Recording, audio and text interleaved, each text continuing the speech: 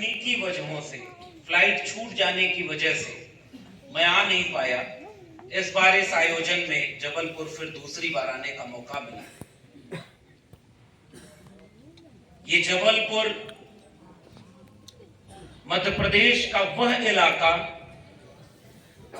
जो वंचित शोषित जमात को एक पैगाम देता हुआ महसूस होता है। मुझे जो जबलपुर के हैं वो हमसे बेहतर जानते होंगे और बाकी लोगों को जानकर आश्चर्य होगा, जिन 90% कमेरा लोगों की बात हम लोग करते हैं, किसान कामगार कमेरा जातियां, वो हमेशा से वंचित और शोषित नहीं रहे। उनकी इस देश में हुकूमत थी। उनमें से एक बड़ी हुकूमत इसी गोंडवाना राज्य के रूप में रही, जिसमें राजा शंकर शाह और कुंवर रघुनाथ शाह जैसे लोग राजा रहे हों, गोंडवाना राज्य रहा हो, यानी हम शासकों की जमात के लोग भी हैं। केवल इस बात का इतिहास नहीं है कि आज हम लोग 90% लोग जब एकजुट होते हैं तो कहते हैं कि हमें हमारा हक मिल जाए, और ऐसा लगता है कि मांगने वाली कौम है। मगर ये इतिहास बताता है कि इसी मुल्क में हुकूमत करने का लंबा इतिहास रहा। रानी दुर्गावती से लेकर के आदिवासी समाज के बहुत बड़े बड़े राज परिवार रहे, राजाओं की हुकूमत रही, मगर इतिहास में उन्हें वो जगह नहीं मिली जो जिस जगह के वो हकदार थे। इतिहास की किताबों में वो न्याय उनके साथ नहीं किया गया। इतिहास की किताबों में बताया गया कि 1857 का विद्रोह वो मेरठ के किसी एक व्यक्ति से शुरू होता है। इतिहास की किताबों में बहुत कहीं कोने दर्ज है कि आदिवासियों का विद्रोह इस मुल्क का सबसे शुरुआती विद्रोह रहा है। चाहे वो सीधू कानू तिलका मांझी रहे हो, चाहे इस इलाके में आप कल्पना करिए कि गोंडवाना राजवंश 1818 में और 1842 में अंग्रेजों के खिलाफ लड़ाई लड़ रहा था। बिरसा मुंडा की पूरी लड़ाई इस मुल्क की आजादी की लड़ाई थी, लेकिन युद्ध 57 से शुरू बताया जाता है। तो जो लोग 90% कमेरा कौम के हैं, मैं उन्हें कमेरा कहता हूं, और ये मेरा शब्द नहीं। कमेरा मतलब काम करके खाने और जीने वाला, लुटेरा मतलब काम करने वालों का लूट करके खाने और जीने वाला। और ये इस देश के 100 साल के इतिहास का पुराना शब्द है, और इसलिए भी मैं कमेरा कहता हूं। तब मुझे याद आती है जननायक सुखलाल कुशवाहा जी की, और मैं उनका एक भाषण सुन रहा था जिसका जिक्र अभी कुछ देर पहले हुआ, और वो साफ तौर पर संसद में जो बात बोल कर आए वो लोगों को बता रहे थे कि मैं संसद में पहुंचा तो उन्होंने उस जमाने के नेताओं का नाम लेते हुए कहा कि ये जितने भी सवर्ण तबके में ब्राह्मण कम्युनिटी के नेता बैठे हैं, इनसे जब पूछा जाएगा तो ये अपनी जाति नहीं बताते, ये वर्ण बताते हैं कि मैं ब्राह्मण समुदाय से। दूसरे तबके के नेताओं का नाम लेते हुए उन्होंने कहा कि जब इनसे पूछा जाता है तो वो कहते हैं कि मैं क्षत्रिय हूं। फिर तीसरा नाम लेते हुए वो कहते हैं कि जब इनसे पूछा जाता है तो वो कहते हैं कि हम वैश्य हैं। और जब एससी, एसटी, ओबीसी में बांट दिए गए संवैधानिक तौर पर बहुजन समाज के लोगों से पूछा जाता है तो वो वर्ण नहीं बताते, वो अपनी जाति बताते हैं कि हम यादव हैं, हम कुशवाहा हैं, हम उर्मी हैं, हम ये हैं, हम वो हैं। इन जातियों में बांट करके जिसकी आबादी सबसे ज्यादा, उसे गुलाम बना लिया गया।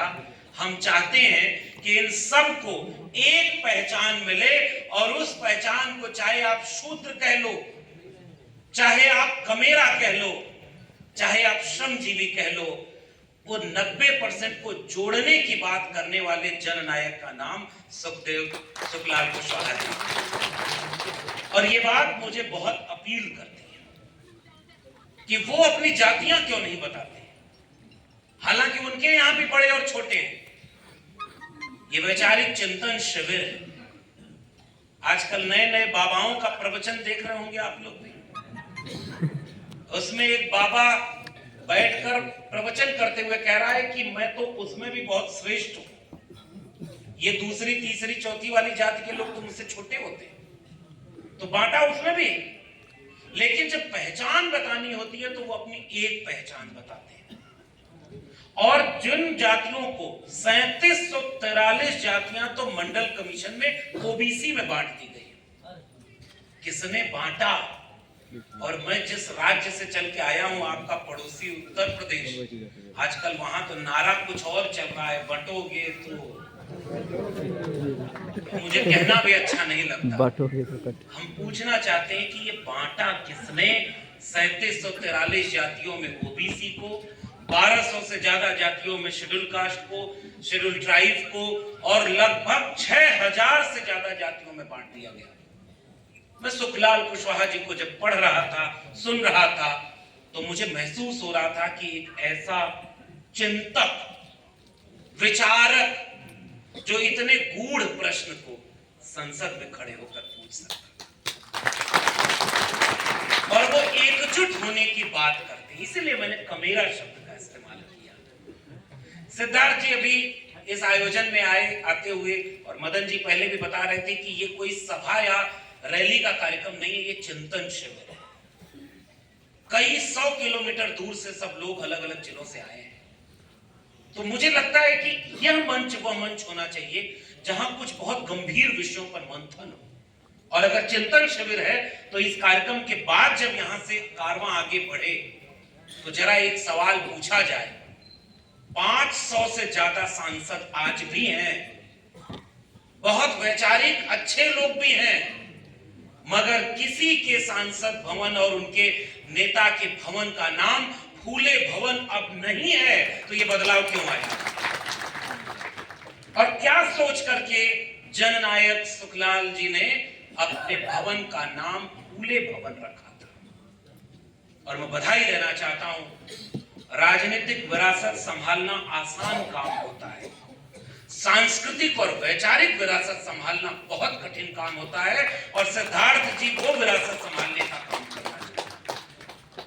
जो विचार, जो संघर्ष सुखलाल जी ने किया, उस संघर्ष को आगे बढ़ाने का पहला सूत्र जो मुझे इस मंच पर खड़े होकर आपसे साझा करना है, वो ये कि हमें जातियों में नहीं, जमात में तब्दील होकर के 90% कमेरा को एक करने की बात करनी चाहिए।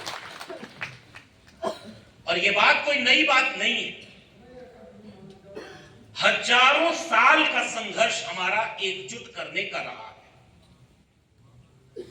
पहली बार उनके किताबों में लिखा गया कि विराट पुरुष के मुख से ब्राह्मण पैदा हुआ, भुजाओं से क्षत्रिय पैदा हुआ, जंघे से शूद्र वैश्य पैदा हुआ और पैरों से शूद्र पैदा हुआ। हालांकि ये बात भी जो लोग इसमें यकीन रखते हैं वो भी अमेरिका में जाकर ये बात नहीं बताते हैं, वरना अमेरिका वाले हंसते हैं। अमेरिका वाले सोचते कि भाई दुनिया में और कहीं मुख से कोई नहीं पैदा होता, भारत में ही मुख से पैदा होता।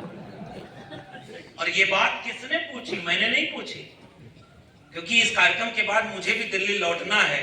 और आजकल ये बातें कह दीजिए तो लोगों की भावना आहत हो जाती है, मुकदमे कर देते हैं। सुखलाल कुशवाहा जी को एक फर्जी मुकदमे में 36 महीने जब जेल में रखा गया, तो वो कोई पहली बार था क्या कि लड़ने वाले लोगों को फर्जी मुकदमे में फंसा करके उनकी आवाज को दबाने की कोशिश की जाए?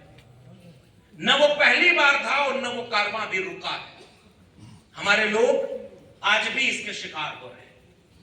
तो मैं सोचता हूं कि क्यों ना हम अपनी बात को रेफरेंस से कहें। तथागत बुद्ध ने वो रोशनी जलाई, पहली रोशनी, प्रज्ञाशील करुणा की रोशनी, और उस रोशनी को आगे जब बढ़ाया तो मैं याद करता हूं शासकों, अपना इतिहास देखो, मैं जानता हूं कि किस समाज के लोग सबसे ज्यादा यहां बैठे हैं। उस बुद्धिज्म के परचम को सबसे आगे लहराने वाला एक राजा, सम्राट, जिसने जब तलवार उठाई तो तो कलिंग में नदी का पानी का रंग लाल हो गया, लेकिन जब बुद्धिज्म का परचम उठाया तो अखंड भारत बना करके पूरे भारत को। ऐसे सम्राट अशोक को मैं याद करता हूं जिन्होंने इस भारत की बुनियाद को रखने का काम किया था। वो शासकों का इतिहास रहा है, प्रजा के शोषण का राजाओं का इतिहास नहीं है हमारा। अशोक का मतलब क्या है? सम्राट अशोक का मतलब यह है कि प्रजा के दुख में दुखी होने वाला और प्रजा के सुख के लिए काम करने वाला एक ऐसा राजा, सम्राट। और उन्होंने बुद्धिज्म के परचम को गांवों तक पहुंचाया। और आज विदेश में जाके उनको याद आता है कि हम युद्ध के देश से नहीं, बुद्ध के देश से आए हैं। और 8,000 करोड़ का हवाई जहाज जब भारत में लैंड करता है तो बुद्ध के खिलाफ सबसे पहला युद्ध छेड़ने का काम करने वालों का वो मदद करते हैं, ताकि नागपुर वाला विचार जीत जाए और बुद्ध का विचार हार जाए। इस खतरे को पहचानना हमारे लिए। और समझदार लोग बैठे, इसलिए किसी का न नाम लूंगा और न किसी के बारे में कुछ कहूंगा, क्योंकि समझदार को इशारा काफी होता है। ये वैचारिक मंच है, ये राजनीतिक मंच नहीं है। लेकिन विचार में तो ये पहचानना पड़ेगा ना कि विचार का शत्रु विचार कौन सा है। जिस विचार से हमारे विचार को खतरा है, वो नागपुर का संतरा अगर बहुत प्रसिद्ध है तो नागपुर के संतरे को ही प्रसिद्ध होने दिया जाए। पूरे देश को नागपुर के संतरे के रंग में रंगने का विरोध करना हमारी विचारधारा का फर्ज बनता है, क्योंकि ये सबका भारत है, एक रंग में और एक तबके का भारत नहीं है। इसलिए तथागत बुद्ध का मतलब क्या है? विचारधारा के लोगों, इस विचार को आज गांव पहुंचाने की जरूरत है। बुद्ध ने प्रज्ञाशील और करुणा की बात की थी। बुद्ध ने प्रज्ञा, बुद्धि, और आजकल बुद्धि ही सबसे खत्म करने की कोशिश की जा रही है। और मैं तो प्रोफेसर रहा हूं 14 साल, अभी मदन जी बोल रहे थे और हमारे तमाम लोग जानते होंगे। हम लोग जब किताबों में पढ़ते हैं, पढ़ाते हैं, अपने बच्चों को शिक्षा दिलाते हैं, तो हमारी कोशिश होती है कि तर्क, विवेक और वैज्ञानिकता पैदा हो, ताकि आप कुछ सोचे समझें क्या सही है और क्या गलत है। शिक्षा इसका नाम है। हमारे पुरखे महात्मा ज्योतिबा फूले और सावित्रीबाई फूले ने शिक्षा के लिए संघर्ष किया। विद्या बिना मति गई, मति बिना गति गई, गति बिना वित्त गया, वित्त बिना सूत्र भय, और एक अविद्या ने जाने कितने अत्याचार कर दिए। और आज स्कूलों को बंद करो, प्राइवेट स्कूलों को खोलो, सरकारी शिक्षा को खत्म कर दो, अंबानी और अडानी के हाथ में शिक्षा व्यवस्था दे दो, और देश में कौन सी चेतना फैलाओ। आजकल रील्स देखते हैं ना, रील्स में आता है कि गोबर खाने से दवाई का काम करता है, औषधि का काम करता है। जब शिक्षा चौपट हो जाएगी तो गोबर वाला भारत बन जाएगा कि नहीं बन जाएगा। इसलिए मैं मुश्किल बात कहने आया हूं। हो सकता है मेरी कुछ बातें आपको लगे, लेकिन अगर दवाई स्वादिष्ट होती तो बीमारी के बाद इलाज के लिए कड़वी दवाई नहीं खानी पड़ती। अगर बीमारी सही समय पर पहचान ली जाए तो ऑपरेशन करके इलाज हो सकता है, लेकिन अगर सही समय पर बीमारी की पहचान नहीं हुई तो बीमारी लाइलाज बन जाती है। और हमारे समाज की बीमारी का नाम है जाति व्यवस्था। इस जाति व्यवस्था ने आर्थिक आधार पर लोगों को बांट दिया, लैंगिक आधार पर बांट दिया, शासन प्रशासन और संसाधन के आधार पर बांट दिया। इसलिए पहला डॉक्टर, पहला वैद्य अगर कोई पैदा हुआ इस देश में तो उस डॉक्टर का नाम है तथागत बुद्ध, जिन्होंने बीमारी का इलाज किया था कि मानव और मानव को बराबर। मानववादी विचार है हमारा।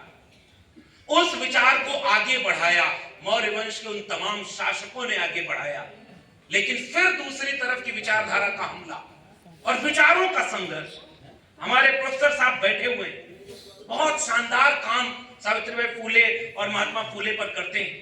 मैं जब इस किताब को पढ़ रहा था मुझे खुशी है, और मैं बधाई दूंगा अच्छे लाल जी जो इस किताब के लेखक हैं। मैं उन्हें बधाई देना चाहता हूं।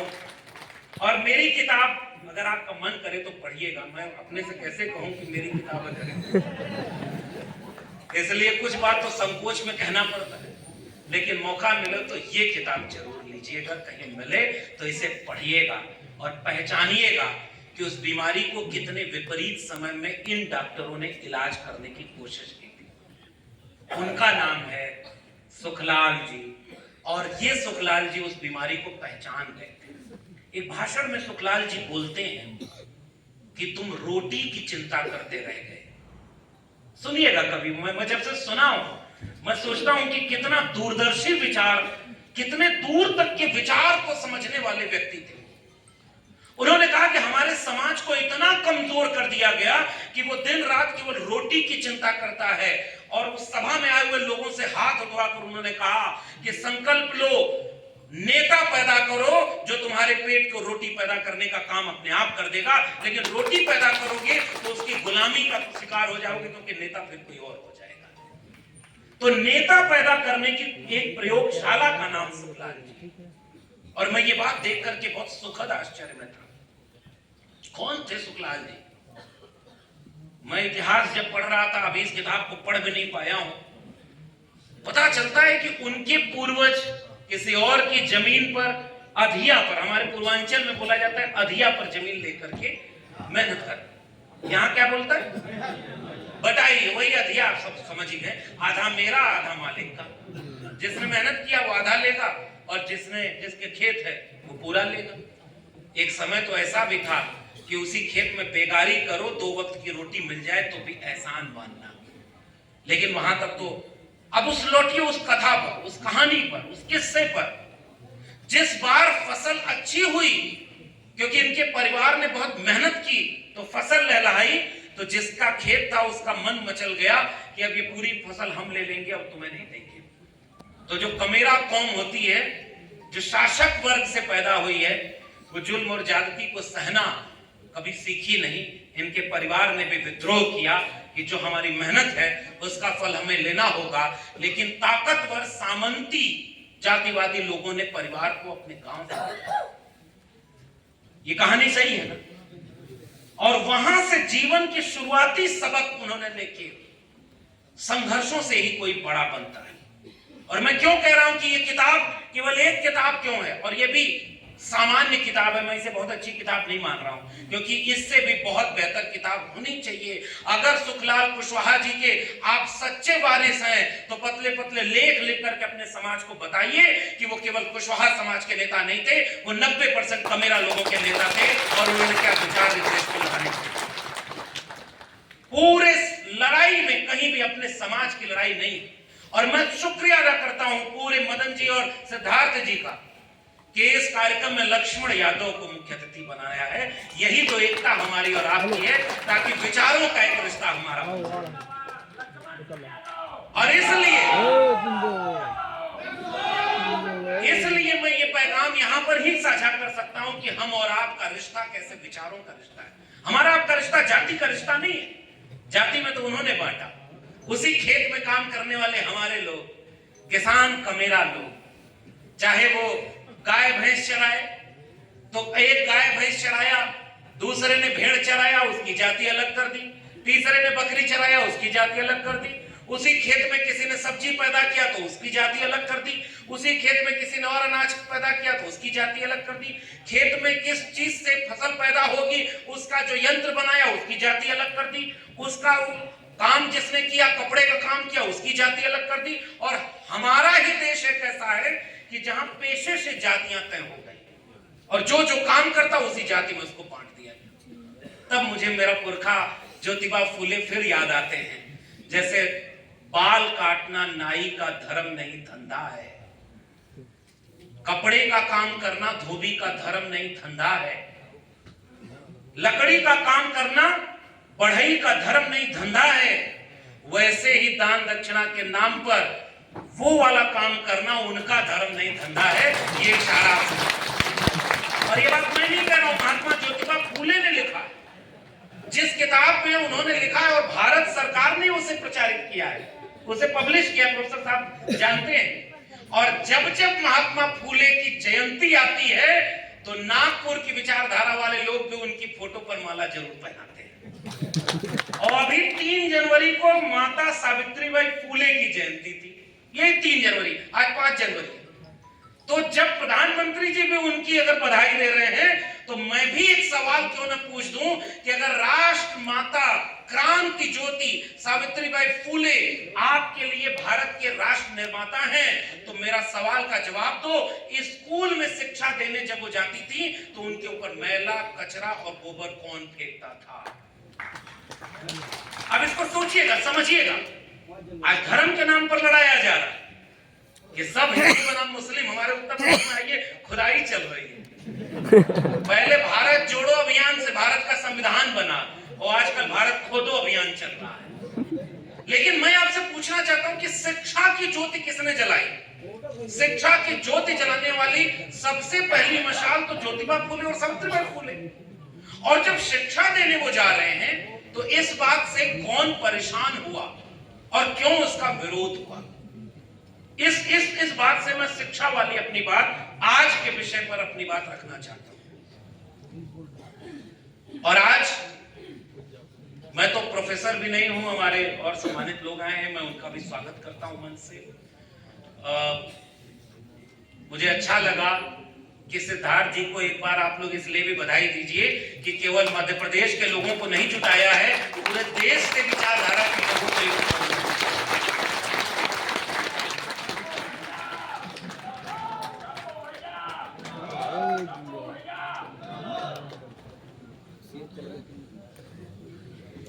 और पंजाब में डिप्टी सीएम रहे। अच्छा, डिप्टी सीएम थे जो आए हैं सरदार। उमरिया जिला बांध कटनी पास ऐसा है। आप कहाँ से आए? कुशवाहा जी की एक तस्वीर है, वो हाथ में बेड़ियां पहने हुए हैं। मां गुजर जाती हैं, मिलना चाहती हैं आखिरी वक्त में, लेकिन वो नहीं मिल पाती हैं। लेकिन ये बेड़ियां पहन करके सुखलाल कुशवाहा जी बाहर निकलते हैं और इस बात की सजा पा रहे होते हैं, उस गुनाह की सजा पा रहे होते हैं जो असल में उन्होंने किया ही नहीं था। मैं सोचता हूं कि इस संघर्ष के बाद उस समाज को क्या हासिल हुआ। जितने चुनाव लड़े उसमें तो अधिकांश चुनाव वो हार गए। और मैं कड़वी बात कह रहा हूं फिर से, वो जननायक अपने विचारों से हुए। चुनाव जीत करके वो बड़े नेता नहीं हुए, अपने विचारधारा और संघर्षों से वो उस देश के और समाज के बड़े नेता। क्या ये सवाल आज के हमारे पीढ़ी को नहीं पूछना होगा कि जितना कारवां इतनी मुश्किल से यहां पहुंचा था, क्या वो कारवां पीछे नहीं ले जाया जा रहा? तथागत बुद्ध से आगे बढ़िए, थोड़ा मैं भारत आइडिया ऑफ इंडिया की यात्रा पर ले चलता हूं। स्वागत एक साथ हो जाएगा। अच्छा बता।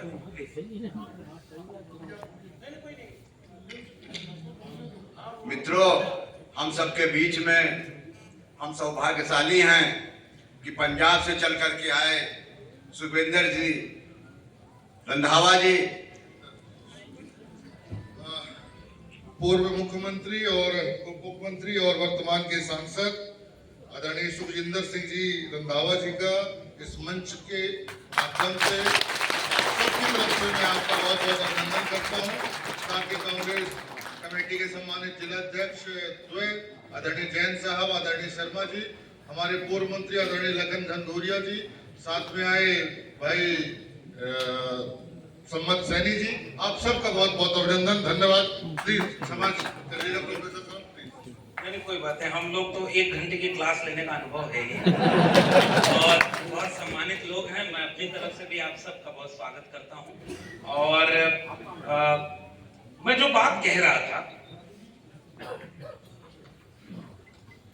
इस पूरी लड़ाई में मैं जितना समझ पाया जननायक सुखलाल कुशवाहा जी को, मैं पहली बात फिर से दोहराता हूं, मुझे इस बात पर गर्व है कि अगर जननायक अपनी कौम, अपनी बिरादरी के नेता होते तो हमारे जैसे लोग उन्हें नहीं जान पाते, लेकिन वो मानववादी विचारों के नेता और विचारक रहे। इस बात को मैं दोहराता हूं, और इस बात को इसलिए दोहराता हूं कि अपने भाषण में जब सुखलाल जी बोलते हैं, वो याद करते हैं अवंतीबाई लोधी को। क्या ज्ञान था सर, पुराने लोग मिले, अगली बार जब उनका आयोजन हो तो मैं तो चाहूंगा कि उनका वो भाषण यहाँ से सुनाया जाए।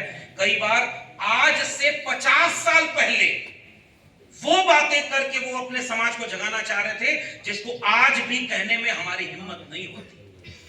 क्योंकि आज जिनकी विचारधारा की सरकार है, वो नौकरियां छीन रहे हैं, वो मुकदमे लगाते हैं, वो डराते हैं, वो धमकाते हैं। और यही महाराष्ट्र, मध्य प्रदेश है। इसी से आगे बढ़ाइए। महाराष्ट्र में मारे गए लोग नरेंद्र दाभोलकर, गोविंद पंसारे, कलबुर्गी, गौरी लंकेश, ये कौन लोग थे जो विचार देते थे?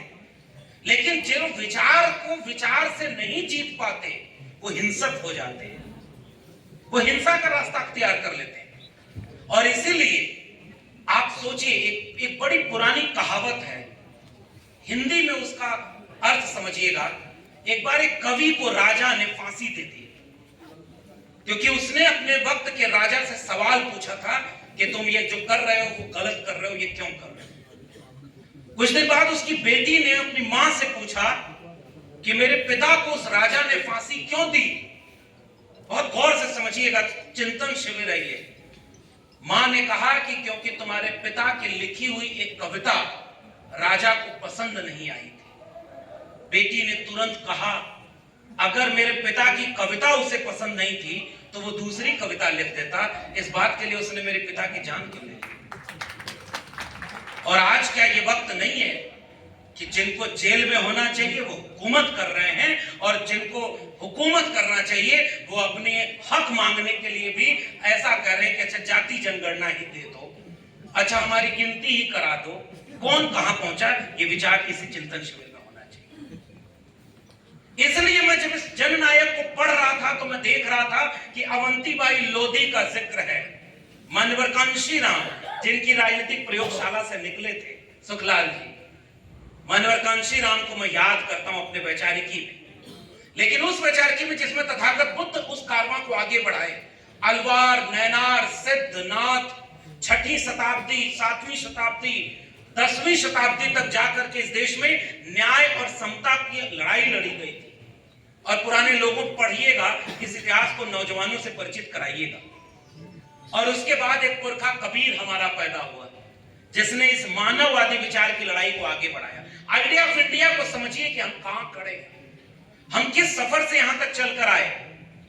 तुम कत बाभन हम कत सूद, और हम कत लोहू तुम कत दूध, एक बूंद ते सब उत्पन्ना, कौन बाभन कौन सूदा। ये सवाल किसने पूछा था? संत कबीर ने पूछा था।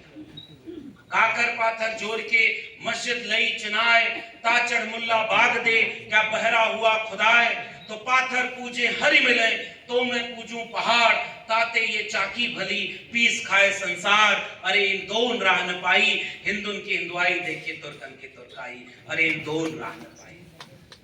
आज संत कबीर होते और इस भारत को देख रहे होते तो वो सोचते नहीं कि ये भारत शिक्षा की तरफ जा रहा है या अंधविश्वास और पाखंड की तरफ जा रहा है। एक बाबा का वीडियो मैंने रील्स पर देखा, और आज की चुनौती मैं आपसे साझा कर रहा हूं। बचा सकते हैं तो इस भारत को बचा लीजिएगा। एक बाबा खड़े होकर के उसकी वीडियो बनाई जा रही है कि एक आदमी जाके कह रहा है कि बाबा पेट में पथरी है। बाबा आंख बंद करता है, हवा में कैंची चलाता है, एक मंत्र फूंकता है, उसके बाद कहता है बच्चा देख पथरी, तो उसने कहा बाबा गायब हो गई, बाबा की जय हो, और उसके बाद वो वीडियो वायरल हो जाती है। ये कौन सा भारत आप बना रहे हैं? अगर इतना ही ताकत है तो इस देश के हर सरकारी अस्पताल के सामने ऐसे बाबाओं को बिठाइए, गरीब, कमजोर, लाचार, बेबस का ऐसे ही मुफ्त में इलाज हो, ताकि छोटी छोटी बीमारी से ये कमेरा लोग मर न जाएं, उनके जीवन की रक्षा हो जाए। क्या क्या इस देश में चल रहा है? इसी मध्य प्रदेश का उत्तर वाला, उत्तर प्रदेश के पास जैसे जैसे पहुंचते गए, और आप तो सतना से आसपास से ज्यादा लोग आए हुए, वहां का नया नया बाबा सब पर्ची बना रहा है और इसको कहा जा रहा है कि वो चमत्कार कर रहा है, छतरपुर का, और उसको खुद नहीं पता कि उसका छोटा भाई जेल जाएगा, इसकी पर्ची क्यों नहीं बनाया उसने। अब सोचना होगा ना, ये अंधविश्वास पाखंड की तरफ नहीं ले जा रहे देश को। अब आप सोचिए कि इसी मध्य प्रदेश का एक बाबा छत्तीसगढ़ में एक दिन भाषण देने पहुंचा, मैं भी वहां गया। वहां लोगों ने बताया कि कल ये जो आया था, इसने कहा कि अगर आपका बच्चा पढ़ाई में कमजोर हो, फूले के मंच पर खड़े हूं और इस फूले के फोटो अगर आपने लगाई है तो इतना जोखिम उठाइए कि सच बोलिए और अपने सामने जो पाखंड फैलाया जा रहा है उसका विरोध करिए, तब आप फूले के फोटो लगाने के हकदार, क्योंकि इन्होंने तो विरोध करके अपना पूरा परिवार कुर्बान कर दिया। वो बाबा वहां जाकर कहता है कि अगर आपका बच्चा पढ़ाई में कमजोर हो, जिस दिन परीक्षा हो उस दिन अगर वो पढ़ने में बहुत कमजोर है तो बेलपत्री पर शहद लगाइए और फला जगह चिपका दीजिए, आपका बेटा पास हो जाएगा। कुछ दिन बाद अखबार में खबर छपी कि उसका अपना बेटा 8वीं में फेल। और वो लोग इस देश को अंधविश्वास और पाखंड में ढकेलना चाहते हैं। बगल में एक राज्य है महाराष्ट्र। महाराष्ट्र में 1 हफ्ते 10 दिन पहले मैं एक जगह गया, वैज्ञानिकों का कार्यक्रम था। एक वैज्ञानिक ने मुझसे पूछा कि बिल्ली रास्ता काट दे तो कितने किलोमीटर तक उसका असर होता है कि मैं अचंभित हो गया कि ये तो किसी किताब में लिखा नहीं। फिर ये पीढ़ी दर पीढ़ी अंधविश्वास चला कैसे आया? मंगल ग्रह पर पानी है कि नहीं आज भी पता नहीं है, लेकिन मंगल के नाम पर इस देश में जाने कितने लोगों की शादियां टूट गई। ज्योतिबा फुले का एक नाटक है, उसका नाम है तृतीय रथ। ज्योतिबा फुले लिखते हैं कि एक व्यक्ति बहुत परेशान था तो दूसरे व्यक्ति के पास गया जिसका दावा था कि वो धरती पर भगवान का अवतार है। उसने कहा कि मैं बहुत परेशान हूं, तो उसने कहा लाओ तुम्हारा पतरा देखें। तो उसने देखते हुए कहा कि तुम्हारा शनि ठीक जगह पर नहीं है। और ये कब की बात है? 1860 1870 की बात है। भारत अपने अंधविश्वास और पाखंड से लड़ रहा है। जब कोई संत कबीर लिखता है कि ऐसा संतों ऐसा जग बौराना, सांच कहो तो मारन धावे और झूठा जगपतियाना, संतों मानुष तन बौराना। कबीर ने पूछा कि बाहर जाते हो तो जिंदा सांप घर में दिख जाए ले लाठी दौड़ाया, और मुर्दा सांप बाहर दिखा तो उसको जाके पुजाया। मछली न तरी जिसके गंगा में ही घर है। महात्मा कबीर को कभी पढ़िएगा और लगेगा कि कैसे भारत बना है। अंधविश्वास और पाखंड से लड़ा है ये भारत, तब जाकर के विवेकवान बना है ये भारत। और तब कोई संत रैदास पैदा हुआ जिसने कहा कि जस केलन के पात पात में पात, तस मानुष के जात में जात, रविदास मानुष न जुड़े जब तक जाति न जात। उस रविदास का मूल है इस भारत की आत्मा में। कोई गुरु नानक पैदा हुआ तो गुरु नानक ने उन तमाम संतों गुरुओं महापुरुषों के विचारों को जोड़ करके शब्द की अहमियत बताई। बाहर किस खुदा को ढूंढते हो, तुम्हारे भीतर वो है। और इसलिए संत कबीर, संत रविदास, संत गुरु नानक, चोखा मेला, नारायण गुरु, बसवन्ना, अय्यंकाली, इन तमाम लोगों ने क्या लिखा? मोको कहां ढूंढे रे बंदे, मैं तो तेरे पास। ना मैं मंदिर, ना मैं मस्जिद, ना काबे कैलाश में, ना मैं जप में, ना मैं तप में, ना मैं व्रत उपवास में।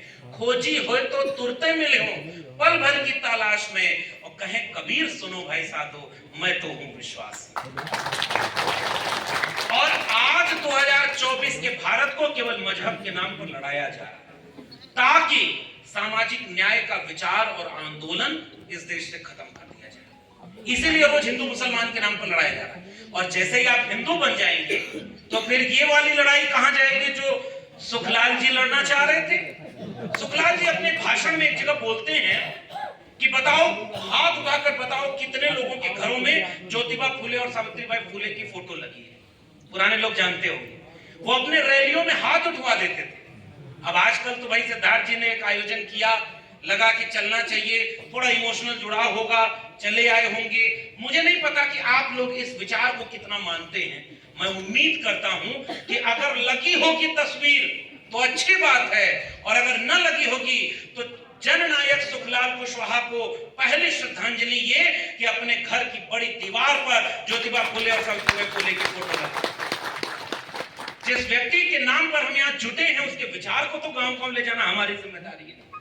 और महात्मा फुले की बात इसीलिए मुझे लगता है कि जब ये आयोजन हो रहा है तो इस आयोजन में अखिल भारतीय महात्मा फुले समता परिषद लिखा हुआ है।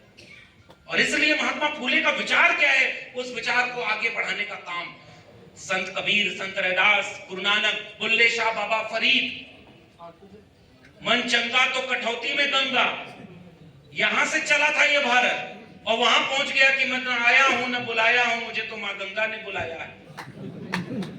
और गंगा को साफ करने के नाम पे क्या क्या साफ हो गया इलेक्टोरल बॉन्ड, हमसे ज्यादा आप जानते हो।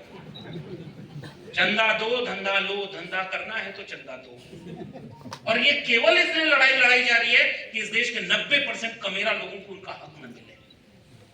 बताना अपने घर के बच्चों को कि संत कबीर को किताब में पढ़ना, संत रविदास को पढ़ना, संत गुरु नानक को पढ़ना, चोखा मेला को पढ़ना, बुल्ले शाह बाबा फरीद को पढ़ना। और उन्होंने ये बात जो कही, इस विचार को आज सबसे ज्यादा खतरा है। प्रोफेसर की डायरी अगर आप पढ़ेंगे तो प्रोफेसर की डायरी में आपको मिलेगा, मैं जब दिल्ली विश्वविद्यालय पहुंचा, साल 2010 का समय था, उस समय बीए करने की फीस 4000 के आसपास थी और आज 15 साल हुआ होगा, बीए की फीस 40,000 के आसपास पहुंच गई है। कितने गुना हुआ? अब थोड़ा प्रवचन वाला मामला है नहीं, चिंतन शिविर है, तो आप भी जरा जवाब दीजिए। 10 गुना हुआ। 15 साल में फीस, एक विश्वविद्यालय की फीस 10 गुना बढ़ गई।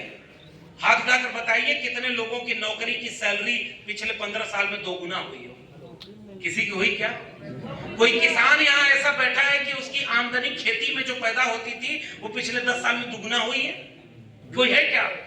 खर्चा दुगुना हो गया। विश्वविद्यालय में भीतर से खोखला किया जा रहा है। मैं दिल्ली विश्वविद्यालय में था और मैंने प्रोफेसर की डायरी में ये बात लिखी है कि आपकी शिक्षा इसलिए महंगी की जा रही है कि गरीब, दलित, पिछड़े, आदिवासी जो पहली पीढ़ी के बच्चे हैं, जो अभी स्कूल जाना शुरू हुए, उनको स्कूल न जाने दो, क्योंकि अगर पढ़ लेगा इंडिया तो समझ लेगा इंडिया। इसलिए नारा जरूर दो, आप इसको सोचना, ये बहुत जरूरी बात है। पढ़ेगा इंडिया तो आगे बढ़ेगा इंडिया। ये नारा जिसने लगाया उसी ने ऐसे नियम बनाए कि ना इंडिया को पढ़ने दो ना आगे बढ़ने दो, क्योंकि शिक्षा चेतना देती है, शिक्षा जागरूकता देती है। शिक्षा केवल डिग्री नहीं देती, अगर शिक्षा केवल डिग्री देती तो बड़े बड़े लोगों की भी डिग्री फर्जी निकल आती है। आपको नहीं पता ना कि डिग्री किसकी फर्जी है? तब मुझे याद आता है संतों गुरुओं के आंदोलन को आगे ले चलने वाला भारत। मैं आपको 3000 साल के भारत से परिचित करा रहा हूं। मैं यही कोशिश कर रहा हूं। सिद्धार्थ जी ने कहा वैचारिक चिंतन शिविर है। तो संतों गुरुओं महापुरुषों ने जो विचार आगे बढ़ाया, उसे दक्षिण के केरल में कोई नारायण गुरु आगे बढ़ा रहे थे। अय्यंकाली एक नाम है। अगर आप YouTube पर मुझे सुनते होंगे तो मैंने पिछले दिनों एक वीडियो बनाई, मंच के बहुत सम्मानित और वरिष्ठ लोग बैठे हैं, और ये बात मैंने एक सर्वे में पूछा, नौजवानों को पता ही नहीं। वहां एक किसान जाति में पैदा हुए अय्यंकाली, और उन्होंने जाकर कहा कि हमारे यहाँ जो नगर का मुख्य सड़क है, इस पर हमारी जाति के लोगों को चलना पाबंदी है, नहीं चल सकते थे। जैसे बाबा साहब डॉक्टर भीमराव अंबेडकर भले ही सैनिक परिवार में पैदा हुए, स्कूल में एडमिशन हो गया, लेकिन आम बच्चों के साथ बैठ नहीं सकते थे। उनका जहां से सब पानी पीते थे वहां से पी नहीं सकते थे, क्योंकि जाति क्या थी। अय्यंकाली ने जब कहा कि ये विरोध करो कि भाई हम भी मनुष्य हैं, तुम भी मनुष्य हो, तो हम इस रास्ते पर चल क्यों नहीं सकते? 1800-1900 के बीच का भारत बता रहा हूं आपको। अय्यंकाली का विरोध, जब उन्होंने विरोध किया तो वहां पर लोग लाठी लेकर के खड़े हो गए कि ये धार्मिक व्यवस्था बनाई है, तुम अछूत हो, तुम किनारे से चलना, ये रास्ता हमारे चलने के लिए। एक दिन अय्यंकाली एक बैलगाड़ी मंगाते हैं, 2 हट्टे कट्टे बैल उसमें बांधते हैं, उनके गले में बड़ा बड़ा घंटा बांधते हैं, और उसके बाद उस बैलगाड़ी पर खड़े होकर के जो पोशाक सामंती लोग पहना करते थे वो पोशाक पहनते हैं और उस मुख्य सड़क पर दौड़ पड़ते हैं और कहते हैं कि जिसको हिम्मत है रोकने आ जाओ। ये भारत ऐसे लड़कर यहां तक बना था। उस शाम उस इलाके में, केरल के इलाके में दंगा होता है, लोग डरकर भागने लगते हैं, जातिवादियों ने हमला कर दिया। अय्यंकाली खड़े होकर के कहते हैं अगर आज घर लौट गए तो आने वाली पीढ़ियां गुलाम पैदा होंगी, इसलिए अपने हक और सम्मान के लिए लड़ना सीखो और जिंदा हो तो मरना सीखो। तब मुझे याद आया इस किताब और उस भाषण के जरिए जननायक सुखलाल कुशवाहा का एक भाषण, जब वो उस मध्य प्रदेश के इलाके में जाकर कहते हैं कि हमारे पिछड़े तबके के लोग पत्थर का सीना चीर करके फसल पैदा करने की हिम्मत रखते थे। वो अपना काम करके इस दुनिया को रहने लायक बनाया करते थे, लेकिन उनके बीच का कोई राजा क्यों नहीं पैदा हुआ? और जननायक वो सवाल पूछने के नाते संघर्ष करने के रास्ते पर चलते हैं। उस संघर्ष को, अयंकाली और बसवन्ना के संघर्ष को, चोखा मेला के संघर्ष को 18वीं शताब्दी 19वीं शताब्दी में जिसने आगे बढ़ाया, उस महात्मा कबीर के विचार को आगे बढ़ाने का काम किया महात्मा ज्योतिबा फूले ने। और अब मैं आता हूं आखिरी में, और ये बात कह के खत्म करूंगा क्योंकि और भी लोग बोलेंगे। महात्मा ज्योतिबा फूले, जिनका ये तस्वीर लगी हुई है, और बाबा साहब डॉक्टर अंबेडकर, अब इन दो नायकों पर बात खत्म करूंगा, लेकिन यहां से एक मिशन और आंदोलन अगर आप शुरू कर सकते हो करिएगा। महात्मा ज्योतिबा फूले बचपन में शाही मिशनरी स्कूल में पढ़ा करते थे, और जब वो पढ़ा करते थे तो वहां के लोगों ने भड़का दिया कि अरे माली का बच्चा अगर पढ़ाई करेगा तो बिजनेस कौन करेगा? अभी विश्वविद्यालय से जुड़े कितने लोग हैं मुझे नहीं पता, प्रोफेसर साहब बैठे हुए हैं, सुभाष जी बैठे हुए हैं। विश्वविद्यालय में नई शिक्षा नीति आई है, और आज के भारत को समझना, नई शिक्षा नीति 2020 कहती है स्किल डेवलपमेंट करेंगे। कुम्हार का बच्चा कुम्हार बने, लोहार का बच्चा लोहार बने, बढ़ई का बच्चा बढ़ई बने, मोची का बच्चा मोची बने, और धोबी का बच्चा धोबी बने, और राजा का बेटा राजा बने। नई शिक्षा नीति 2020, ये भी प्रोफेसर की डायरी में मिलेगा। इसलिए आपको तो चाहिए कि गांव-गांव उसकी प्रतियां बांट करके पढ़िए, क्योंकि शिक्षा ही नहीं बचेगी, स्कूल और कॉलेज नहीं बचेगा, तो महात्मा फूले की बड़ी सी मूर्ति पूरे देश में लगेगी, लेकिन उनकी किताब गायब कर दी जाएगी। कोई जान न पाए कि महात्मा बुद्ध ने जैसे विष्णु के अवतार बना दिया गया, वैसे फूले और अंबेडकर को भगवान का अवतार बना दो, लेकिन उनके विचार को न जान पाओ। मूर्ति पर माला और विचारों पर ताला। महात्मा फूले को स्कूल छुड़वा दिया, लेकिन फिर वहां पर दो मित्र उनके पिता के मिले। उन्होंने कहा कि बच्चा बहुत तेज है, इसको पढ़ाइएगा। बहुत कम उम्र में उनका एक दोस्त था, उसकी शादी में जाते हैं, और महात्मा फूले जब बारात में जा रहे होते हैं, अचानक नजर पड़ती है कि ये शूद्र हमारे साथ कहां से शादी में चलने लगा। इसको मार के भगाया गया। रोते हुए घर लौटते हैं, पिता को सारी कहानी बताते हैं। पिता ने कहा कि वो गनीमत है कि तुमको वहां से आने दिया, ये धर्म के विरोध में काम है, हमारी जगह जहां है हम वहीं रहें, तुम धर्म के विरोध में काम मत किया करो। ज्योतिबा फूले यहां से शुरू की, और जब किताब पढ़ी फ्रेंच रिवॉल्यूशन, अमेरिकन रिवॉल्यूशन को, और मैं भी एक होमवर्क देख जा रहा हूं, हालांकि प्रोफेसर नहीं हूं, फिर भी जनता के बीच में कम से कम वही काम करना चाहता हूं। मुझे जब नौकरी से निकाला गया तो ये सोच कर निकाला गया कि ये जो विचारधारा की बात को देश भर में पहुंचाना चाहता है वो कमजोर पड़ जाएगा, डर जाएगा, सैलरी आना बंद तो आना जाना बंद। मैं तो शुक्रिया अदा करूंगा मेरे अपने समाज का, क्योंकि मैंने तो केवल एक वादा किया कि मेरे लहजे में जी हजूर न था और कोई मेरा कसूर न था। केवल जी हजूरी नहीं की इसने नौकरी में।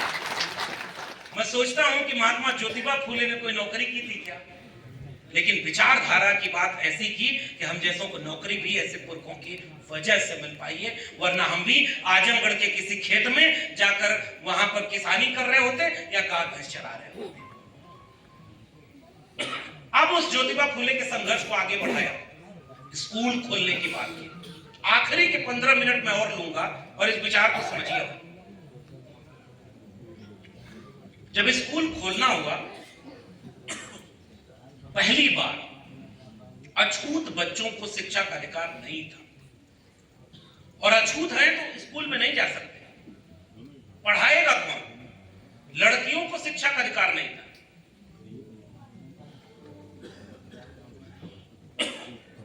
जब पहला स्कूल खोलने की बारी आई, महात्मा फूले दंपति दोनों जब स्कूल खोल करके पढ़ाने गए तो ये बात भी लोगों को नागवार बुझी।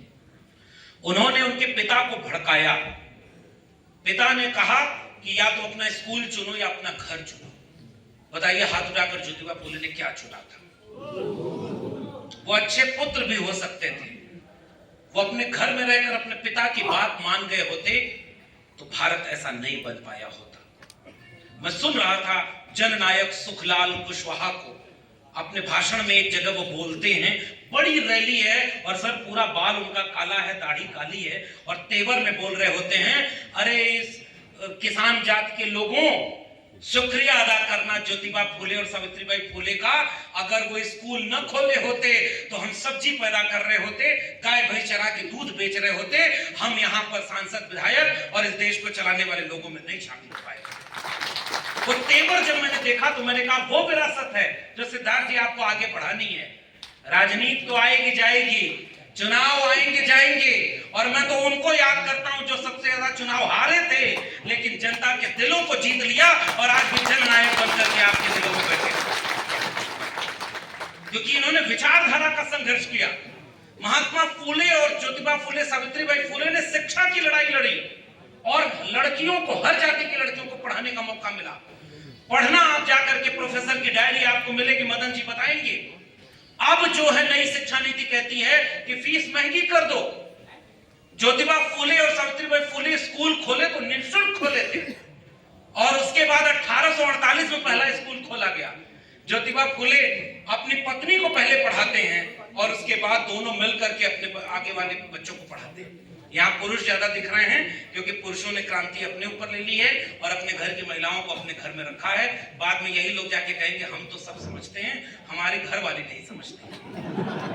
तो आप उनको वैचारिक कार्यक्रम में ले नहीं आओगे तो वो कैसे समझेंगे? आपने उनको पढ़ने का मौका नहीं दिया। आपके घर कोई बेटी पैदा हुई तो आपने कहा कि बीए पढ़ने बाद में जाना, पहले तुम्हारी शादी कर दे। बेटा कितना भी नालायक हो उसको पहले पढ़ाते जाते हो। बताओ भेदभाव हम करते हैं कि नहीं करते? इसलिए माता सावित्रीबाई फूले को अगर आप जानना चाहते हो तो सोचो, 2 साड़ी लेकर स्कूल जाती थी पढ़ाने, 2 साड़ी लेकर। पत्थर फेंका जाता था। आपने कहीं पढ़ा कि उस पत्थर फेंकने वालों में कोई मुसलमान भी था? मैला फेंका जाता था, उसमें कोई मुसलमान था क्या? एक किताब में बताता हूं, गांव जाकर कभी मौका मिले तो इंटरनेट पे पढ़िएगा और नौजवान जो है वो पढ़िएगा।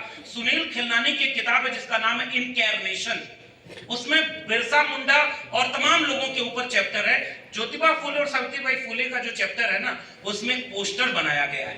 पूड़े और भिड़ेवाला के इलाके में 1853, 54, 55 में, आज से लगभग 150 साल पहले बड़े बड़े पोस्टर लगाए गए थे कि ये दोनों धर्म के विरोध में काम कर रहे हैं क्योंकि ये अछूत बच्चों को शिक्षा दे रहे हैं और लड़कियों को पढ़ाने का काम कर रहे हैं। तुम्हारा कैसा धर्म जो मनुष्य को मनुष्य के बराबर न माने? तुम्हारा कैसा धर्म जो लोगों को कहे कि इस जाति को शिक्षा मिलेगी, इसको नहीं मिलेगी? ये मंदिर जा सकता है, ये नहीं जा सकता? ये पढ़ सकता है, ये नहीं पढ़ सकता? अगर भगवान कहीं होगा तो उसको आकर के कहना चाहिए कि मेरे ही बनाए ये दोनों हैं, तुम इंसान को इंसान से बांट क्यों रहे हो? लेकिन आज तक ये लड़ाई किसने लड़ी? भगवान बनकर के कोई आया तो उसका नाम था बाबा साहब डॉक्टर भीमराव अंबेडकर, जिन्होंने संविधान बना करके सबको बराबर कर दिया। तब जाकर के संसद में बोला जाता है, आजकल फैशन चल गया है अंबेडकर अंबेडकर। अमित शाह समझदार को इशारा काफी। इतना नाम अगर भगवान का लिया होता तो 7 जन्म के लिए स्वर्ग मिल गया होता। मैं सोचता हूं गृह मंत्री जी, आपको मिला? आपको मिला स्वर्ग? किसी को मिला? मैं ये कहना चाहता हूं कि इस देश के 90% कमेरा लोगों को स्वर्ग से बेहतर जिंदगी देने का वादा और जुबान को स्वर देने का काम बाबा साहब डॉक्टर भीमराव अम्बेडकर ने। वरना वोट डालने का अधिकार नहीं था। आप जाति देख करके वोट डालने का अधिकार देते थे। आप जाति देख करके शिक्षा देने का काम करते थे। आप जाति देख करके पेशा देने का काम करते थे। कहते थे बिजनेस करना इस पेशे का काम है ही नहीं।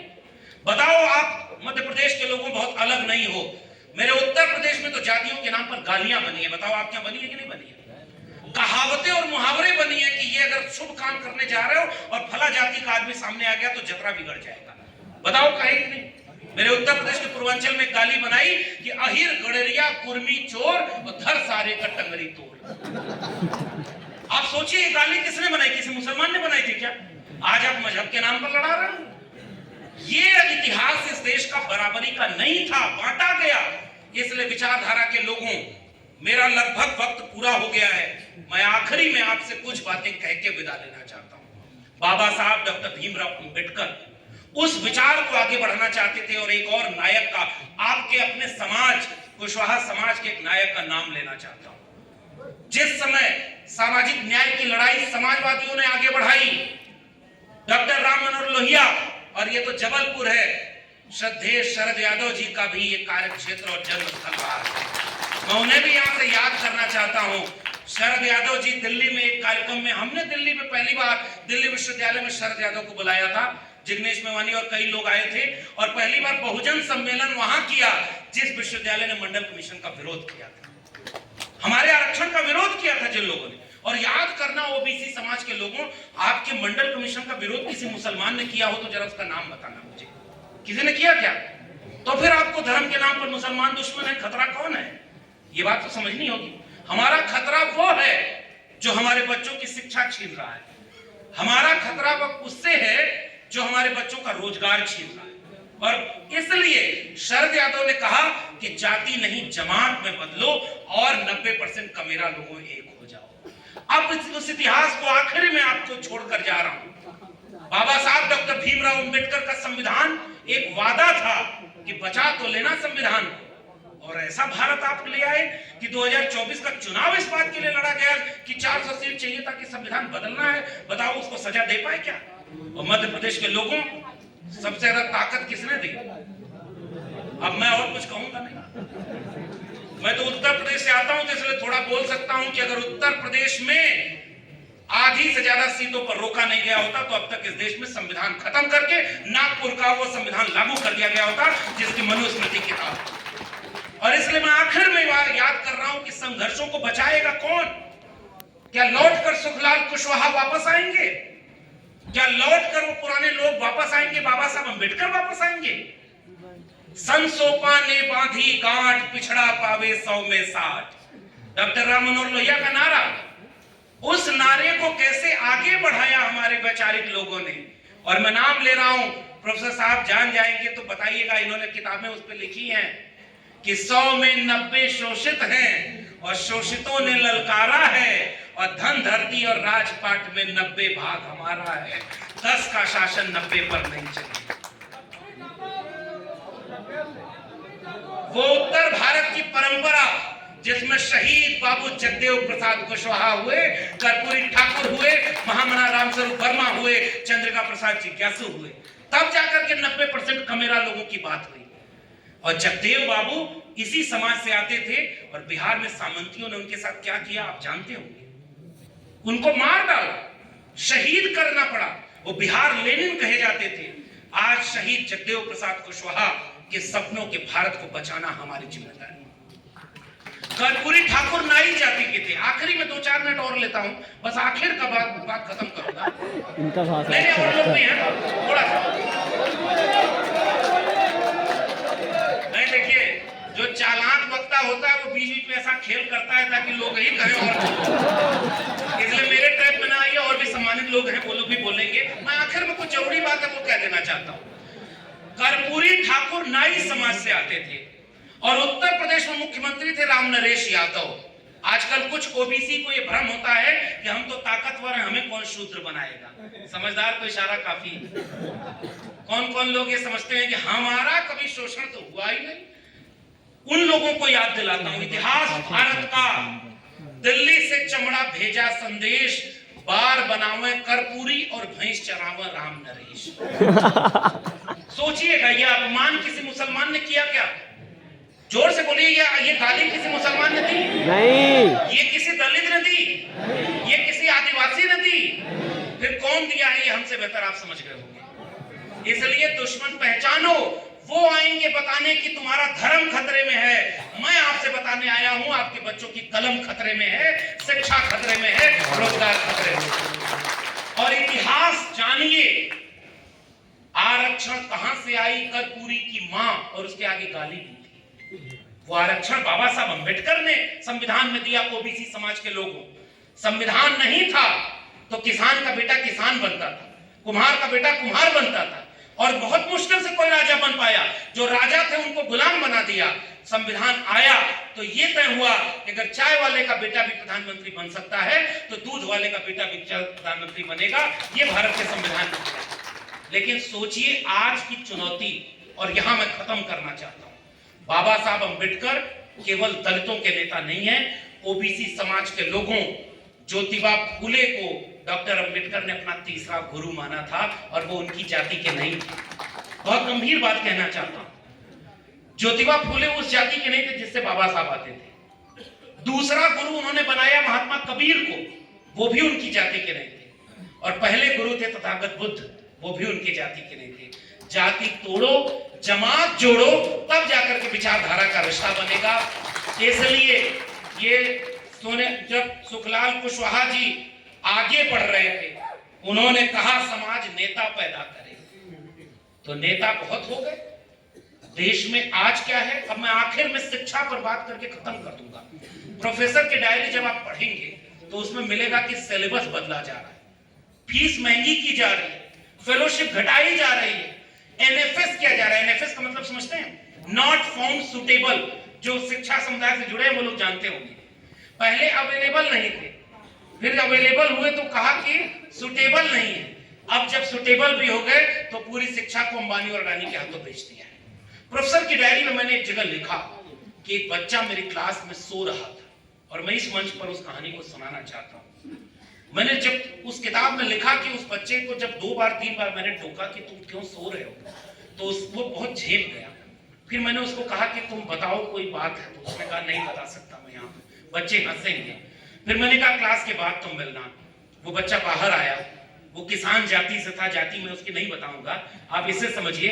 वो कहता है कि मैं अपने घर का एकमात्र व्यक्ति हूँ, पिता बीमार है, माँ दूसरे के घर में बर्तन मांजती है, और मैं जब स्कूल की कॉलेज से लौट कर जाता हूँ तो 2 बजे से 10 बजे तक पिज्जा डिलीवरी करता हूँ, सुबह 4 बजे से अखबार बेचने जाता हूँ, उसके बाद मैं ढाबे पर काम करता हूँ, नींद नहीं आ पाती, सो नहीं पाता, इसलिए कभी आपकी क्लास में झपकी आ जाती है, लेकिन पढ़ना चाहता हूं ताकि मेरे भाई बहन भी आगे पढ़ सके। उस दिन मैंने उससे सोचा कि अच्छा तुम जो मदद होगी मैं तुम्हारी करूंगा, जैसे भी होगी करूंगा। 2-3 साल बाद उसका जेआरएफ हो गया। दिल्ली विश्वविद्यालय में वो अपनी माँ को लेकर आया, मुझे फोन किया कि सर आप कैंपस आ जाइए। मैं जब पहुंचा तो वो अपनी माँ को बता रहा था कि माँ ये लाइब्रेरी देख रही हो, ये किताबों की दुनिया है, और मेरे लिए यही मंदिर है, यही मस्जिद है, यही गुरुद्वारा है, क्योंकि इसी ने मुझे यहाँ पर पहुंचाया। उसकी माँ जैसे किसी मंदिर के सामने झुककर प्रणाम करते हैं, उसकी माँ विश्वविद्यालय की लाइब्रेरी को झुककर प्रणाम कर रही थी कि मेरे बेटे को आपने हिम्मत और अधिकार दे दिया है। लेकिन जबलपुर के लोगों, स्कूल कॉलेज विश्वविद्यालय बर्बाद कर दिए गए। बर्बाद इसलिए किए गए कि लोग जागरूक ना हो, सोचे न समझे।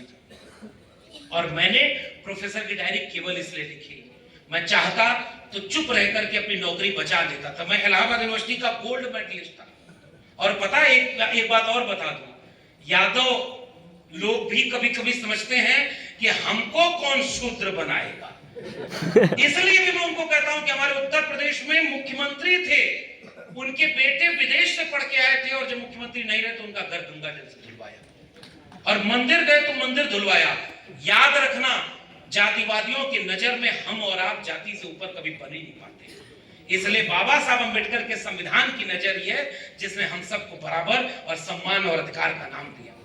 और इसलिए प्रोफेसर की डायरी में मुझसे कहा गया कि आप चुप हो जाओ, तब उस नौकरी मिल जाएगी। मैंने अपनी किताब में भी लिखा है कि जुल्म के साये में लब खोलेगा कौन, और हम भी चुप रहे तो फिर बोलेगा कौन। हमने बाबा साहब के संविधान का लाभ उठाया है कि नहीं उठाया? अगर सुखलाल कुशवाहा जी संघर्ष न किए होते तो बताओ, उसी मुझे तो ये बताया गया कि 2 मुख्यमंत्रियों को हराया, और ओबीसी समाज का सबसे शुरुआती बिगुल बजाने वाले लोगों में चौधरी सुखलाल जी हैं। मानवर कांशीराम की पार्टी से साथ में जुड़े, और वो कांशीराम 85% की बात करने वाले, मंडल कमीशन लागू करो वरना कुर्सी खाली करो, उसकी लड़ाई लड़ने वाले कांशीराम, मंडल कमीशन को आगे ला करके, चाहे वो लालू प्रसाद यादव हो, मुलायम सिंह यादव हो, नीतीश कुमार हो, या आपके यहाँ शरद यादव मंडल रथ लेकर निकले थे। बताओ, मंडल कमीशन का विरोध किसी मुसलमान ने किया था? किसी सिख ने किया था? किसी ईसाई ने किया था? वो कौन था जो आपके आरक्षण का विरोधी था? और आज जाति जनगणना नहीं होने दे रहा है, तो बताइए वो कौन है? इसलिए मैं आज में ये मैं गुजारिश करके जाना चाहता हूं कि अगर शिक्षा नहीं बचेगी तो कुछ भी नहीं बचेगा। शिक्षा बचानी है तो विचारधारा से ही आप अपने संघर्ष को कर सकते हैं। वक्त की ये जरूरत समझ लो, बिन पढ़े अब गुजारा नहीं है। अब न कोई साथी और न हुकूमत, कोई भी अब तुम्हारा नहीं है। तुम पढ़ो और पढ़कर लिखो सब, वरना तारीख बदली मिलेगी। अब कलम और कागज से बढ़कर दूसरा कोई चारा नहीं है। और मैं जानता हूं सुखलाल कुशवाहा जी को डिग्री कम मिले, लेकिन चेतना की डिग्री इतनी मिली थी कि जब ये बोलते थे तो लगता था कि विश्वविद्यालय बोल रहा है। और मैं फिर से कह रहा हूं, इनके ऊपर अगले कार्यक्रम में जब मैं आऊं तो 1 साल बाद एक नहीं कम से कम दर्जनों किताब आए, तब मैं मानूंगा कि उनका समाज अभी भी उनको याद करता। और याद रखना, प्रोफेसर की डायरी में मैंने शुरू में लिखा है, अगर हिरन अपना इतिहास नहीं लिखेंगे तो शिकारियों की गाथाओं में हिरणों के किस्से नहीं पाए जाएंगे, वो अपनी ही शिकार की गाथाएं करते रहेंगे। हमें अपना इतिहास अपने से लिखना है और ऐसे जननायकों को याद करना है। और इसलिए याद करना है क्योंकि वो जो संस्कार छोड़ करके गए, जाति जनगणना आज नहीं हो रही। बताओ, ओबीसी को 52% हक देना था, मंडल कमीशन कहता है 52% आबादी को 52%। आज पता ही नहीं ओबीसी की आबादी कितनी है। बताओ, आज हम एक भी जन आंदोलन खड़ा कर पाए? अगर होते सुखलाल कुशवाहा जी, तो जितना मैं जान पाया हूं, मैं यकीन से कह रहा हूं, पूरे भारत में जाति जनगणना कराने के लिए सबसे बड़ा आंदोलन खड़ा करने का काम किया। आपकी जाति कितनी है पता ही नहीं, और एक फेक व्यक्ति ओबीसी आपका सबसे बड़ा राजा बनकर के वहां बैठा है, और वहां पर बैठ करके जब चुनाव आता है तब कहते हैं ओबीसी है। और आज ओबीसी की संख्या कितनी है यही नहीं पता। मैंने आरटीआई लगाई और मेरे प्रोफेसर की डायरी में वो बात भी है, 596 कुलपति, 6 शेड्यूल कास्ट, 6 शेड्यूल ट्राइब और 36 कुलपति ओबीसी। 550 कुलपति कौन है आपको भी पता है। सुप्रीम कोर्ट में चीफ जस्टिस जितने लोग पिछले 10 साल में हाई कोर्ट में, सुप्रीम कोर्ट में बने, 88% एक ही तबके से हैं और 12% 90% आबादी के हैं। बताइए, ओबीसी जिसका सबसे ज्यादा हक मारा जा रहा है। मंडल कमीशन कहता है 52% आबादी को 52% आरक्षण मिलना चाहिए। और बताओ मध्य प्रदेश के लोगों आपको कितना मिला है? 14%। जोर से बोलिए। 14%। बताइए, ये क्या शर्म की बात है कि गर्व की बात है? और आज भी मैं कहता हूं, मध्य प्रदेश में सबसे ज्यादा आबादी किसकी है? 50% से ज्यादा आबादी आपकी है कि नहीं है? 60 से ऊपर, और 60 से ऊपर जिसकी आबादी है उसके राज्य में, केंद्र में आरक्षण 27% और आपके राज्य में 14% आरक्षण, और वो भी आधा अधूरा मिल रहा है। और आगे कर दूं, 2 ही जगह तो आरक्षण मिलता है, सरकारी शिक्षा और सरकारी नौकरी में। सौगंध मुझे इस मिट्टी की, मैं देश नहीं बिकने दूंगा, ये कहने वाले ने पूरा सरकारी नौकरी और सरकारी शिक्षा प्राइवेट हाथों में बेच दिया। अब आरक्षण लेंगे भी तो कहां लेंगे? ये आज का खतरा है। और यही मैं अपनी बात कंक्लूड करना चाहता हूं। आज के नौजवानों को आप आंदोलन से जोड़िए। ओबीसी महासभा यहां बनी है मध्य प्रदेश में, बड़ा शानदार काम कर। फूले समता परिषद ये बनी है। महात्मा फूले ने क्या कहा था? 90% लोगों को उनका हक मिले। जगदेव बाबू ने कहा था 90%। अरे हम वो लोग हैं, मानवतावादी लोग, किसी की रोटी छीनना नहीं चाहते, लेकिन हम ये भी चाहते हैं कि कोई हमारी भी रोटी छीन करके अपने न खाए। 100 रोटी अगर है तो 100 लोगों में बराबर बंटनी चाहिए। 10 रोटी को 90 लोग खा रहे हैं और 90 रोटी 10 आदमी खा रहा है। ये है असली लड़ाई। 90 लोग 90 रोटी खाएं, यानी इस देश के 90% सुप्रीम कोर्ट के जज, वकील, प्रोफेसर, डॉक्टर, इंजीनियर, ब्यूरोक्रेट अगर हमारे 90% समाज के नहीं है तो क्या ये सबका भारत बन पाया? फिर तो ये मुट्ठी भर लोगों का भारत गुलाम है, और वही गुलामी आपके ऊपर थोपी जा रही है। और चुनाव, बाबा साहब अम्बेडकर ने आपको वोट डालने का अधिकार दिया और कहा था कि राजा रानी के पेट से पैदा नहीं, जनता के वोट से पैदा होगा। बताओ, वोट भी लूटा जा रहा है कि नहीं? आपसे मैं ईमानदारी से पूछना चाहता हूं। आपको गारंटी है कि आप जहां वोट डालते हो वहीं गिना जा रहा है? अगर वही सब होता तो आप, माहौल किसी का बनता है, चुनाव कोई जीत जाता है, शपथ कोई ले रहा है, और आपके यहाँ भी एक यादव को मुख्यमंत्री बनाकर कहा जा रहा है, आओ नागपुर तुम्हारा कल्याण करेंगे। इसलिए तो ये काम किया गया। मैं शरद यादव की जमीन पर खड़ा होकर कहता हूं, ये जातियों के लोगों को आगे इसलिए किया जा रहा है ताकि विचारधारा की लड़ाई खत्म हो जाए। मैं लक्ष्मण यादव, सुखलाल कुशवाहा जी को अपना वैचारिक वारिस मानते हुए मैं इनके साथ खड़ा होना पसंद करूंगा अपनी जाति के किसी। आपका सगा भाई भी आपके विचार के साथ नहीं है तो वो रिश्ता खून का हो सकता है, लेकिन समाज का रिश्ता नहीं हो सकता। कुल्हाड़ी में लगी बेट को आपके सामने दिखा करके कहा जा रहा है कि जंगल की लकड़ियों कुल्हाड़ी का साथ दे दो, तो क्योंकि इसमें लगी बेट तुम्हारी जाति की है। लो तुम्हारा 2 मौर्य 2 कुशवाहा यहां बना दिया, मंत्री बना दिया, 2 यादव यहां बना दिया, 4 कुर्मी वहां बना दिया और सबका वोट ले लिया। और उसके बाद गोडसे, गोलवलकर, हेडगेवार, सावरकर और बाबा साहब को संसद में खड़ा होकर अपमान देखना पड़ेगा। 90% लोगों का नायक, और आज भी माफी नहीं मांगा है उन्होंने।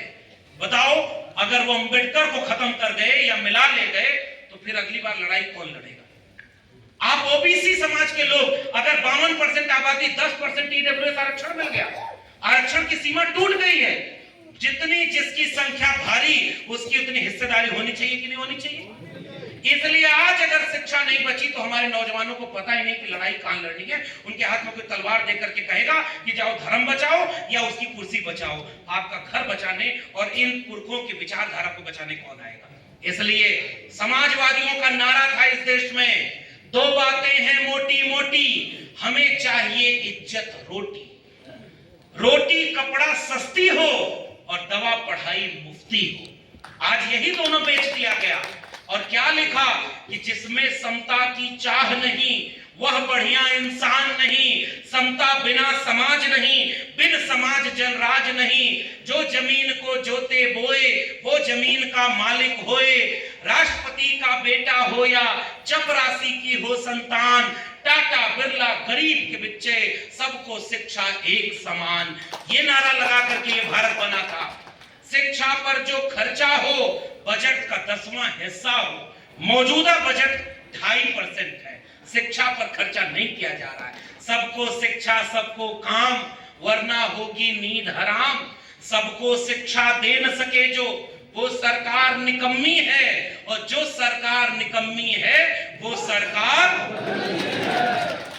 इसलिए मैं केवल ये जाके कह रहा हूं कि सरकारों को चुनाव से बदलना एक बात है, जाति जनगणना, मंडल कमीशन की रिपोर्ट, जिसकी जितनी संख्या भारी उसकी उतनी हिस्सेदारी, इसकी लड़ाई लड़ो ओबीसी समाज के लोगों। सबसे ज्यादा अन्याय अगर आज इस देश में किसी के साथ हो रहा है तो वो ओबीसी के साथ हो रहा है, लेकिन ओबीसी ही सबसे ज्यादा धर्म बचाने की लड़ाई में सबसे आगे खड़ा हो जाता है। बताइए गलत कर रहा हूं सही कर रहा हूं? सही है। ये जितनी बड़ी बड़ी दुकान चल रही है उसमें सबसे बड़ा खरीदार कौन है? हमारे ही लोग हैं। उनको पता ही नहीं, वो वहां जाकर के खरीदारी कर रहे हैं। उनको पता है, उनको जगाने का काम ऐसे पुरखों ने किया था। महात्मा फूले के विचारों को गांव-गांव पहुंचाओ, और ये सिद्धार्थ जी और ये लोग जो विचारधारा पर ये कार्यक्रम किए, मैं बहुत बधाई देता हूं सिद्धार्थ जी और तमाम लोगों को, और इस बात की बधाई देकर के विदा लेता हूं। चाहते तो इनका बड़ा रैली करके अपनी ताकत दिखाते, लेकिन इन्होंने पूरे इलाके से आसपास के वैचारिक लोगों को बुलाया और यह चिंतन शिविर आयोजित किया। देश के बहुत सम्मानित लोग मंच पर बैठे हुए। कई बार तो मैं संकोच करता हूं कि जितनी मेरी उम्र नहीं होगी उतना जिन्होंने संघर्षों में खपा दिया वो लोग बैठकर सुन रहे होते हैं। लेकिन याद रखिएगा, 23 साल की उम्र में भगत सिंह शहीद हो गए थे, लेकिन माफी नहीं मांगी। आपके सामने भी जो एक प्रोफेसर था उसे नौकरी से निकाला गया, आज वो आपके सामने आंख में आंख डाल करके खड़ा इसलिए है कि अगर उनका गुलाम बन गया होता तो मैं भी आज प्रोफेसर होता। लेकिन मैं सोचता हूं जहां मैं जाता हूं मुझसे पहले मेरी किताब पहुंच जाती है। खंडहर हो जाएंगे विश्वविद्यालय तो कोई प्रोफेसर की डायरी खोज कर पढ़ेगा कि कोई लक्ष्मण यादव था जो अपने समाज को कह रहा था कि बचा सकते हो तो शिक्षा को बचा लो, बचा सकते हो तो कलम को बचा लो, किताब को बचा लो। और इसके लिए आप किताब अगर मिले तो पढ़िएगा। लेकिन मैं सिद्धार्थ जी से कहना चाहता हूं, ये जो मिशन का कारवां आपने आगे बढ़ाने का काम किया है, विरासत में आपको कुछ भी मिला हो न मिला हो, लेकिन इतना बड़ा पद और कद मिला है जो विचारधारा का मिला है। मैं इसके लिए आपको बधाई देता हूं कि आप इस विचारधारा के काम को आगे बढ़ा रहे हैं। आप सबसे गुजारिश, किताबों को खरीदिए। महात्मा फूले की जीवनी, सावित्रीबाई फूले की जीवनी, जगदेव बाबू की जीवनी, महामना रामस्वरूप वर्मा की जीवनी, बाबा साहब डॉक्टर अंबेडकर की जीवनी, मंडल कमीशन की रिपोर्ट, इन सारी चीजों को गांव-गांव बांटिए और आइए एक संकल्प लें। अगले एक साल बाद फिर जब 5 जनवरी आएगा तो हर गांव तक उस लड़ाई को पहुंचाने का मिशन और कारवां आगे बढ़ाने का काम करेंगे जो यहां पर सुखलाल जी ने शुरू किया था।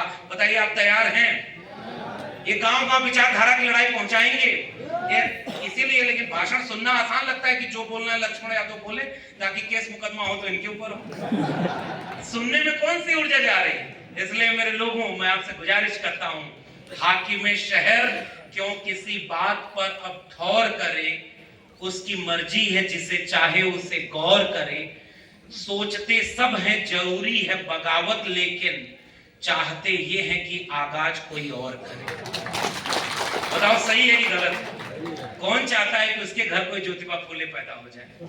सब अपने नौकरी बचा रहे, सब अपना बिजनेस व्यापार बचा रहे हैं। एक कोई आपके बीच में नायक बना, वो कहा कि वैचारिक कार्यक्रम आगे बढ़ेगा और इस विचारों की लड़ाई को आगे बढ़ाएंगे।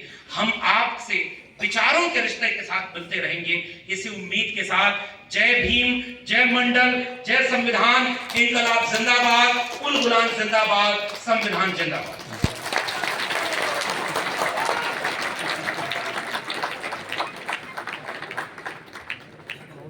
बहुत बहुत धन्यवाद आदरणीय डॉक्टर साहब। डॉक्टर साहब की ये प्रोफेसर की डायरी हम सबके बीच में